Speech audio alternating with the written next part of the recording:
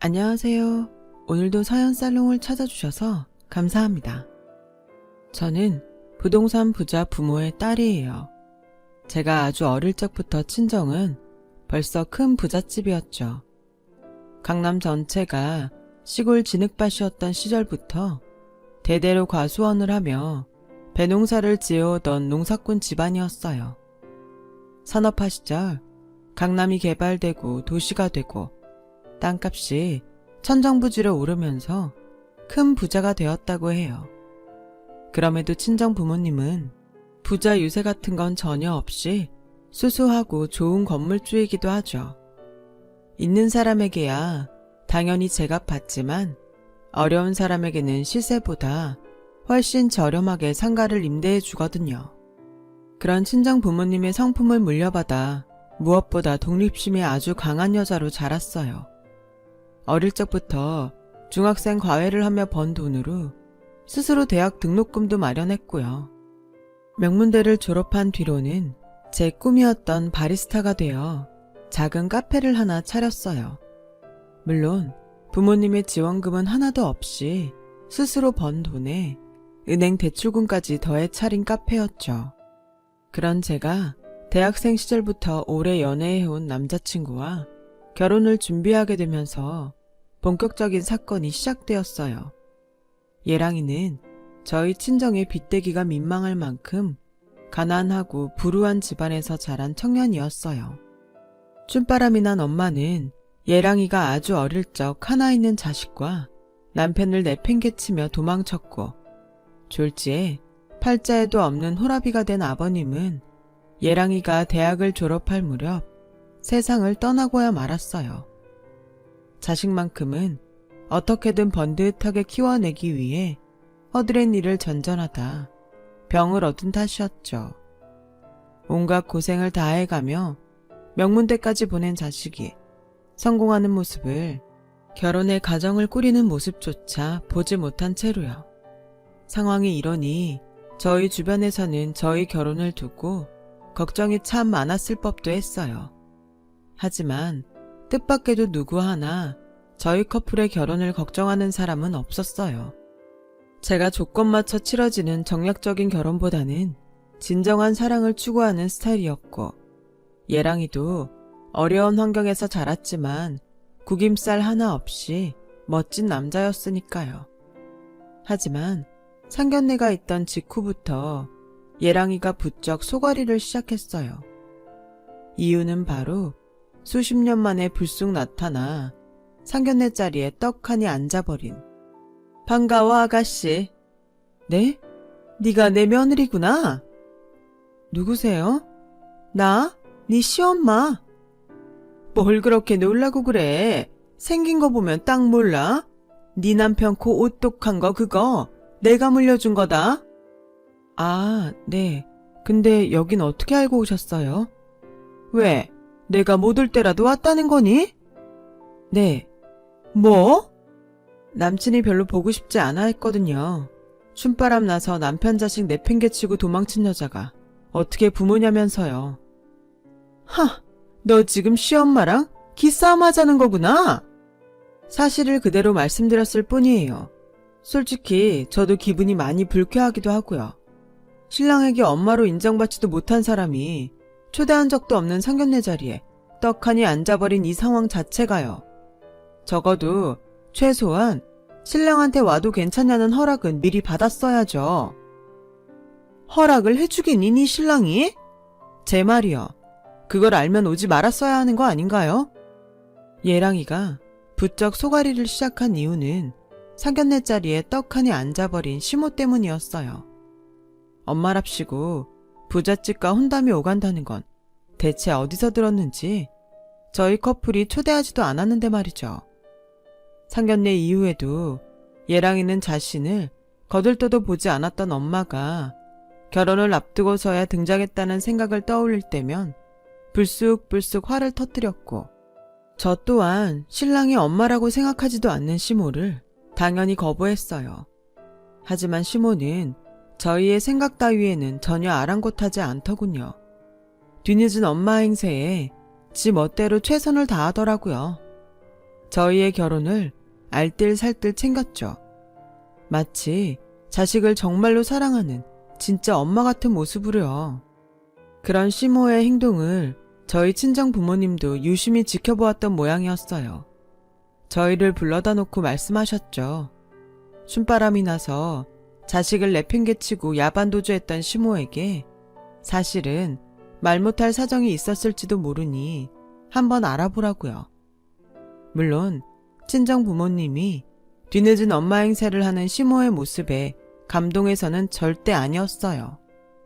부모님 보기에도 시모는 부모 자격 없는 여자였을 뿐이었고, 그래서 자식 부부에 시모를 잘라낼 생각을 하고 있다면 정말 만에 하나라도 있을지도 모르는 시모의 숨겨진 사연을 알아보는 것이 순서였기 때문일 뿐이었죠. 이에 며칠 밤낮을 고민하던 저희 커플은 아주 큰 마음을 먹고 시모와 마주 앉았어요. 그리고 물었어요. 오늘 이 자리에서는 정말 사실만을 말씀해 주셔야 합니다. 저와 신랑이 당신을 용서할 수 있도록요. 혹여 거짓임이 밝혀지면 더는 어떻게 될지 모르겠습니다. 뭘? 내가 뭘 솔직하게 말해주면 될까?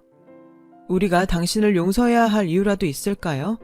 아들 곁을 떠나던 순간에는 차마 말할 수 없었던 부득이한 사연 같은 거 말이죠. 그러자 한참을 생각에 잠겨있던 시모가 대뜸 눈물을 펑펑 쏟기 시작하더니 저와 신랑의 손을 꼭 부여잡은 채로 뜻밖의 고해성사를 털어놓기 시작했어요. 나약한 인간인 나로서는 차마 이겨낼 수 있는 일이 아니었어. 뭐가요? 춤바람이요? 춤바람은 그냥 핑계였지. 기왕 없어지게 될 엄마라면은 슬픔보다는 미움 쪽이 우리 아들한테 차라리 나을지도 모른다고 생각했으니까. 그니까요. 슬픔보다는 미움 쪽이 차라리 나을지도 모를 이유라는 게 대체 뭐였냐고요. 암. 네? 암이었어 나. 암이라는 진단을 받았는데 가난한 처제 치료비가 너무도 걱정이더라. 지금 시절에도 암은 치료비도 많이 들고 낫기도 어려운 병인데 그 시절이야 오죽했으려고. 더욱이 그때 집안 사정은 끼니 거르기 일쑤였을 만큼 무척이나 가난했었단다. 그래서 도망치셨어요. 가뜩이나 없는 사정에 암치료비를 데려다가 하나 있는 자식 앞길에 장애물이라도 될까 그게 걱정이어서요. 그랬지. 그럼 그랬단다. 결국에는 자식을 사랑하는 마음에서 선택한 길이었어. 도망치면요? 떠나면요? 그럼 뭐가 달라질 거라고 생각했던 건가요? 달라질 거라는 기대 같은 건 할 수 있는 상황이 아니었어. 차라리 혼자 죽어 사라져버릴 생각뿐이었지. 근데 사람 운명이라는 게 참 얄궂더구나. 차라리 혼자 죽어 사라지겠다는 각오로 사랑하는 내 아들까지 등지면서 떠나왔는데 암이 완치되더라. 치료비 같은 거 없었다면서요. 내가 그래서 우리나라 대한민국을 사랑하는 거잖니. 의료보험이다 뭐다 국가 지원을 받아서 완치되었으니까 이제 내가 좀 이해가 되니? 아니요, 아직은 아닌데요. 왜? 어떤 지점에서? 완치되었으면 잘 끝난 일이잖아요. 그럼 다시 엄마 자리로 돌아왔으면 될 일을 당신은 완치 이후로도 평생 신랑을 엄마 없는 자식으로 자라게 만들었으니까요. 아닌가요? 죄책감 때문에 자식과 남편을 떠났다는 죄책감이 날 평생 남편과 자식 앞에 나설 수 없게 만들었으니까. 그래요. 지금 하신 말 다 사실이고 들은 대로 믿는다고 쳐도 아직 의문이 하나 남네요. 죄책감에 가족 앞에 나설 수 없었다던 사람이 왜 결혼을 앞둔 지금에서야 나타난 거죠? 제가 묻자 시몬은 또 한참을 생각에 잠겼고 이내 더욱더 펑펑 울어가며 거의 애원하더라고요. 암이 재발되었어. 말길에 겨우 살았다 싶었는데 이제는 꼼짝없이 죽게 생겼더구나. 그래서 나타났어. 죽기 전에 아들 결혼식은 보고 싶어서 평생 엄마 없는 자식으로 살게 만든 죄를 갚기 위해서라도 결혼식에는 참석하고 싶었어. 그러니 이렇게 부탁하마. 다른 거 아무것도 바라지 않을 테니 제발 혼주 자리에만 앉게 해줘. 삶의 끝자락에 서라마 마지막 엄마 노릇까지는 하게 허락해 주려무나. 그렇게 펑펑 눈물을 쏟아내며 애원하는 시모를 바라보며 한때 자신을 버렸던 엄마를 향한 신랑의 앙금은 결국 누그러졌어요. 세 식구 하루 한 끼 먹으면 다행이었던 불우한 어린 시절. 고작 감기 하나만으로도 병원 가기 두려웠을 만큼 가난한 집안에 심지어 시모가 걸렸던 병은 치료비 많이 들기로 손꼽히는 암이었으니까요. 신랑은 그렇게 시모를 향한 원망을 누그러뜨렸지만 저는 시모를 아직 완벽하게 믿기는 어렵다는 생각이었어요. 그래서 시모에게 결혼식 혼주 노릇은 허락하면서도 조건을 달았죠.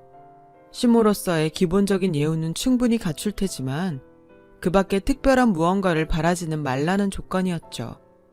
구체적으로는 명품 예단이라던가 값비싼 폐물 같은 금전적인 대가부터 나아가서는 친정 부모님의 상가에 장사자리 하나 내달라는 욕심까지 그 무엇 하나 탐내서는 안 된다는 약속이었어요. 시모가 이에 동의하면서 저희 커플의 결혼은 순조롭게 치러질 것만 같았어요. 그런데 그날 대화와 약속 이후로 한동안 잠잠하던 시모가 어느 날 또 갑자기 저희를 찾아와 펑펑 울어대는 게 아니겠어요? 며칠 사이 무슨 일이 있으셨나요, 어머님? 어머님? 그렇게 받아들이기로 했잖아요. 그치? 내가 네 시엄마 맞지? 그럼요. 근데 무슨 일인데 또 눈물바다세요? 그게 말이다. 아니야. 내가 무슨 염치로 이런 말을 꺼내겠니? 부탁할 일 있으시면 말씀해보세요. 결혼 관련해서 금전적인 욕심을 품지 않겠다는 약속을 어기지 않는 선에서 들어드릴 수 있는 부탁이면 생각해 볼게요. 돌아보면 내 팔자가 참 기구해요. 네? 남들 다 가보는 해외여행도 한번 못 가보고 나 혼자만 조선바닥에 눌러앉아 죽어갖고 있잖니. 겉도 남들은 한 번도 걸리기 어렵다는 암을 2번씩이나. 이대로는 아주 그냥 내 눈 얌전히 감고 곱게 죽지도 못할 것 같구나. 하도 원통해가지고서는. 밑밥을 많이 까는 걸로 봐서는 꽤 큰 부탁인 모양이죠. 어려운 부탁이긴 한데 꼭 해달라 그런 건 아니고. 판단은 제가 할 테니까 일단 말씀해 보세요. 죽기 전에 해외여행 딱 한 번만 보내주지 않으련?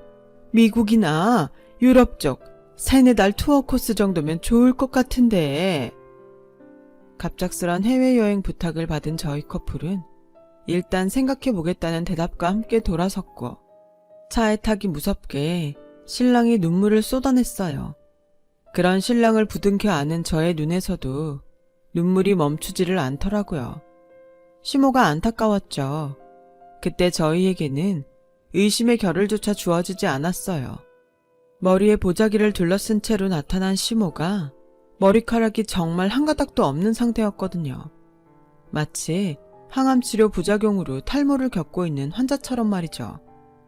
심한 탈모 증세를 보이던 시모의 모습을 떠올리며 저희 커플은 결국 시모의 마지막 소원을 들어주기로 했고 시모에게 결혼식 직후에 양가 합동 가족 여행으로 해외를 다녀오면 되겠다고 제안했어요.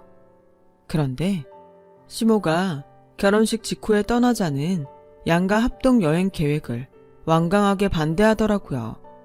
결혼식까지 내가 살아있을 수 있는 보장이 없다는 이유를 들먹어 가면서요. 이에 그럴 수 있다고 생각한 저희가 결혼 직전에 양가 합동 여행을 가면 어떻겠느냐고 절충안을 제안하자 시모는 이번엔 아주 펄쩍펄쩍 뛰어가며 또 반대를 하더라고요. 죽기 직전에 혼자 조용히 생각을 정리하며 죄 많은 삶을 마무리 짓고 싶다는 이유에서였어요. 그런 비슷한 공방이 몇 차례 반복되었고 결국 시모를 향한 의문에 빠져들게 되었어요. 암에 걸려서 시한부 판정을 받은 사람이 혼자 해외여행이 가능할까? 심지어 외국어 한마디 못하는 사람이? 하는 의문이었죠. 그럼에도 저희 커플은 방식이야 어떻게 되었던 시모에게 여행을 보내주기로 마음을 맞출 수밖에는 없었어요. 병색이 무척이나 완연해진 시모가 수시로 구역질을 하며 화장실로 뛰쳐 들어가는 등 너무나 안타깝고 눈에 띄게 수척한 모습을 보였으니까요. 다만 시모의 건강을 염려한 저는 이번에도 조건을 붙였어요. 좋아요. 어머님 혼자 해외여행을 떠나는 걸로 해요. 그래, 주겠니? 대학교에서 철학을 전공한 친구가 했던 말인데요. 고독을 즐기기에 가장 완벽한 시간은 죽기 직전의 시간이라고 하더라고요. 잘못도 많았고 번민도 많았던 어머니의 삶, 혼자서 조용하게 잘 정리할 수 있도록 배려하는 거니까 대신에 저희 조건도 꼭 들어주셔야 합니다. 딱히 어려운 조건도 아니에요. 그럼 당연하지. 해외여행 같은 큰 부탁까지 들어주는데 내가 뭘 못해주겠니? 여행 경비 전액을 지원하는 대신 의사로부터 해외여행 가능 여부를 먼저 진단받아 보자고요. 병원? 왜, 싫으세요? 그러니까, 질려서 그러지, 질려서. 내 삶의 절반이 병원이었어요. 뭐든 다 해주겠다면서요. 어머님 염려해서 하는 얘기니까 거절하지 마세요. 에휴, 그래 뭐. 까이꺼 맨날 살다시피 아는 병원인데 상담 한번 받는 일이 뭐 어렵다고. 그러겠다고 약속하마. 하지만 시모는 제가 잡은 병원 예약에 단 한 번도 나타나지 않았어요. 병원 진료 평크가 연달아 몇 번이 거듭되자 당연히 의심이 가중되더군요. 그때 마침 여행사로부터 저에게 뜻밖의 연락이 도착했으니 시모의 이상한 행동거지에 대한 일종의 제보였어요. 제가 카드로 결제했던 해외여행 비용 전액을 시모가 현금으로 환불받을 수 있냐고 문의했다는 제보 말이에요. 해외여행 대금 전액을 시모가 현금으로 환불받는 대신 여행사에게는 환불 금액의 10%를 떼어주겠다는 딜까지 걸어왔다더라고요. 정리하자면 시모는 제가 카드로 결제한 해외여행 대금으로 일종의 카드깡을 시도하려고 했던 것이었죠. 시모의 행각을 제보받은 저희 커플은 내심 지피는 구석이 있었어요. 그래서 시모의 꿍꿍이를 직접 확인하기 위해 꾀를 내었고 곧장 행동에 나섰어요. 제가 시모에게 해외여행에 입을 명품 옷을 사주겠다며 백화점 명품 매장으로 불러낸 사이 예랑이는 시모의 거처를 방문해 꿍꿍이 단서가 될 만한 것을 찾았어요. 그렇게 서로 각자 작전에 돌입하고 몇 시간 뒤 저는 시모가 피팅룸에서 새 옷을 갈아입는 틈을 타 시모의 거처를 탐색하고 있는 예랑이에게 전화를 걸었고 예랑이는 전화를 받기가 무섭게 긴 한숨부터 떨구더라고요. 사람이 어떻게 이러냐? 이러고도 부모야? 이러고도 사람이야? 혹시나 했는데 역시나였던 거야? 우리 생각이 맞았던 거구나. 확실해. 이건 도저히 부정할 수가 없어. 상황이 어떤데? 서랍에서 바리깡이 하나 나오더라. 휴지통을 뒤져보니까 머리카락이 한 다발 나왔고 아무래도 항암치료 부작용으로 탈모를 겪은 게 아니라 멀쩡한 머리를 직접 자기 손으로 깎은 모양이야. 일부러? 우리 앞에서 암 환자 행사하려고? 뻔하지. 그것뿐만이 아니야.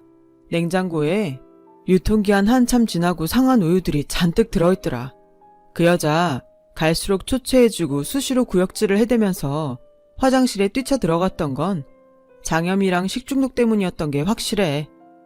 장염이랑 식중독까지야. 우리가 의사도 아닌데 확신할 수는 없는 일이잖아. 그치, 우리가 의사는 아니지. 하지만 의사가 이미 확답을 내려놨더라. 응?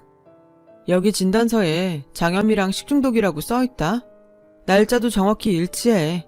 우리 앞에서 해외여행 보내달라며 병색이 완연한 모습 보이던 시점. 딱 바로 그때부터야. 당신이 실망할 만하네. 나 같으면 곱게 탄식하는 게 아니라 세상 웬만한 욕지거리는 다 끌어다 붙였을 테니까. 나도 심정 같아서는 그러고 싶어. 지금 내가 말한 내용이 전부가 아니니까. 말을 마친 신랑은 낯선 목소리에 중년 아줌마에게 전화를 바꾸어 주었고, 그 중년 아줌마가 저에게 건넨 한마디에 저는 시모에게 학을 떼고야 말았어요. 어머어머, 네가 박신의 부잣집 며느리구나. 누구세요? 나야, 나. 네 시엄마 옆집 친구. 아, 네. 근데 저는 어떻게 알고... 당연히 알지. 박 씨가 부잣집 며느리 생겼다고, 자식 장가 잘 보낸다고 동네방네 얼마나 자랑질을 하고 다녔는데 자랑질만 하고 다녔게? 아들 자식 덕분에 목돈 생겼다는 유세도 떨어댔지. 그 돈으로 춤추는데 투어를 돌 계획이라던가 뭐라던가. 그랬어요. 시모는 과거에 암에 걸렸던 적도 이번에 암이 재발한 것도 아니었어요. 스스로 머리를 삭발해가며 암 환자 행색을 해댔을 뿐이었고, 병색이 완연하고 초췌한 모습을 연출하기 위해 일부러 상한 우유까지 마셔가면서 장염과 식중독에 걸렸을 뿐이었죠. 목적은 아니나 다를까 돈이었어요. 해외여행 비용을 챙겨서 그 돈으로 또 즐겨볼 생각이었던 거죠. 비로소 저희 커플은 시모의 추악한 민낯을 모두 깨닫게 되었지만 결혼식까지 모든 사실을 함구했어요. 시모를 저희 커플로부터 영원히 떼어놓기 위해서요. 시간은 빠르게 흘러 마침내 맞이한 결혼식 당일. 결혼식을 앞둔 저희 커플은 한복을 곱게 차려입은 시모가 예식장에 도착하기가 무섭게 모범택시에 태웠어요. 혼자 해외여행을 즐기면서 지난 삶에 대한 생각을 정리하라는 배려인 척. 출국심사 받으려면 시간이 빠듯하니 결혼식 참석은 어렵겠다면서 시모를 태운 모범택시를 다짜고짜 출발시켜버렸고요. 마침내 모든 목적을 이루었다는 착각에 빠진 시모는 희희낙낙 모범택시와 함께 멀리, 아주 멀리 떠났고, 저희 커플은 순조롭고 행복한 결혼식을 치렀어요. 혼주 자리에는 추악한 시모 대신 시댁 쪽 큰어르신이 앉았죠. 그렇게 결혼식을 마친 저희 부부가 신혼여행 출국 수속을 밟고 있던 순간이었어요. 연신 전화가 걸려오더라고요. 아니나 다를까 모범택시를 타고 멀리 떠났던 시모였죠. 여보세요? 전화를 왜 이제야 받니? 당연히 못 받을 수밖에요. 좀 전에는 결혼식 중이었고 지금은 신혼여행 출국 수속을 밟는 중이라서. 거 됐고 뭐가 좀 이상하니 확인 좀 해줘야겠다. 뭐가 이상한데요? 아니 글쎄, 이놈의 모범택시 기사 양반이 내가 여행사에 볼 일이 있다며 아무리 애원해도 무작정 고속도로를 타버리더니 급기야는 아무것도 없는 강원도 산골에 덜컥 내려놓지 뭐니. 그래서요. 나 지금 생뚱맞은 강원도 산골이라니까. 택시기사 바꿔줄게. 확인 좀 해봐라. 글쎄요. 잘못된 거 하나도 없는데. 예, 벌써 3번째 말하잖니. 나 지금 강원도 산골이라고. 좀만 더 가면 아주 북한까지 나올 지경이야. 일부러 거기로 보냈어요. 정확히 도착한 거 맞고 됐죠? 뭐? 우리가 당신 내쫓은 거라고. 당신이 내 신랑 버렸던 것처럼. 왜 이러니 며느라. 나 지금 건강이 많이 안 좋아요. 곧 죽을 것 같아. 암 아닌 거 알아요. 바리깡으로 머리 깎고 일부러 장염에 식중독까지 걸려가면서 암 환자 사연팔이에 됐던 거 다 안다고요. 그니까 꼴 같지 않은 수작 그만 부리고 이쯤에서 떨어져 나가는 게 어때요? 그게 무슨 소리니? 세상 어느 누가 함부로 자신의 목숨을 핑계로 연기를 하겠어. 이건 모함이야. 누군가가 나를 음해하려는 것이 분명해. 아니, 당신이 진짜 대단한 사람인 줄 알아요? 얼마나 대단한 인간이길래 그런 식으로까지 준비해가면서 음해를 합니까? 그리고 기사님한테 여행사에 들리자고 했던 이유는 뭔데요? 여행사에 볼 일이라는 게 대체 뭔데요? 내가 대신 대답할까요? 해외여행 비용 현금으로 환불받아서 먹고 튀려는 생각 아니에요? 결혼식 빌미로 남편 낳아준 엄마라고 사돈이라는 핑계로 우리 친정한테서 한몫 뜯어낼 생각으로 암 환자 행세까지 해가면서 수십 년 만에 접근했는데 그걸 초장부터 확 막아버려서 어쩔 수 없이 해외여행 핑계로 그 돈이라도 챙겨가려고. 맞나 보네요. 이런 말이 있어요. 때로 침묵은 가장 훌륭한 긍정이다. 제가 말을 마치자 남편이 전화를 넘겨받았고 남편이 여보세요 한마디 하기가 무섭게 시모가 모범 택시비만이라도 대신 내주면 안 되겠냐고 애걸복걸해댔어요. 하지만 시모의 추악한 민낯을 직접 목격한 남편은 길고 길었던 시모와의 악연을 끊어내었어요. 택시비는 출발 전에 벌써 지불했어. 너까지 매정하게 굴지 말렴. 엄마잖니. 널 낳아준 엄마. 그래요. 그 낳아준 값으로 지불한 모범 택시 값이야. 낳아준 값은 택시비로 퉁치고 다시는 연락하지 말아요. 아들, 승준아. 내가 왜 당신 아들이야? 당신 손으로 따뜻한 밥을 한 끼 해먹인 적 있어? 아님, 졸업식 때 꽃을 한 송이를 안겨주기를 했어. 아니잖아. 당신은 내 평생에 없던 사람이잖아. 평생에 없던 사람이 엄마랍시고 불쑥 나타나서는 암 환자 행세까지 해가며 외동아들의 마지막 효심마저 짓밟으려 했던 추악한 속물이잖아. 나 당신 아들 아니고 당신도 내 엄마 아니니까 제발 좀 내 세상에서 사라져요. 비행기는커녕 모범 택시라도 한번 타본 것만으로도 감지덕지하면서 곱게 사라지라고요. 알겠어? 그날 남편의 모습은 옆에서 지켜보는 제 가슴이 다 미어질 만큼 아프고 슬퍼 보였어요. 하지만 어쩔 수 없는 선택이었죠. 시모와의 사건을 겪으며 저희 부부는 분명하게 깨달았거든요. 시모는 상종해서는 안 되는 추악한 속물이라는 사실을요.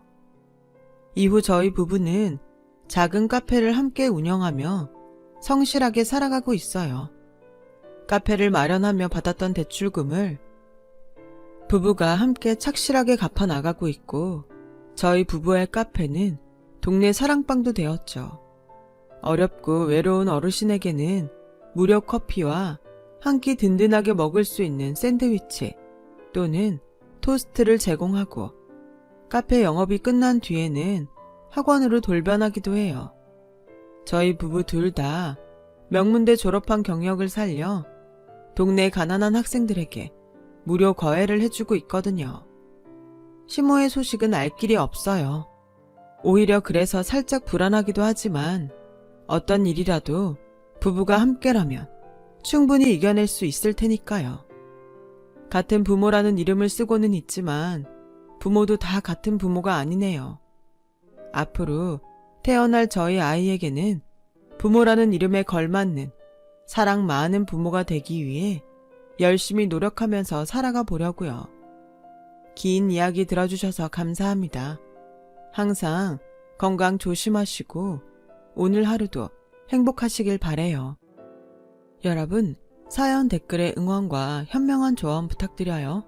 좋아요와 구독은 저에게 큰 힘이 됩니다. 오늘도 좋은 일 가득하세요.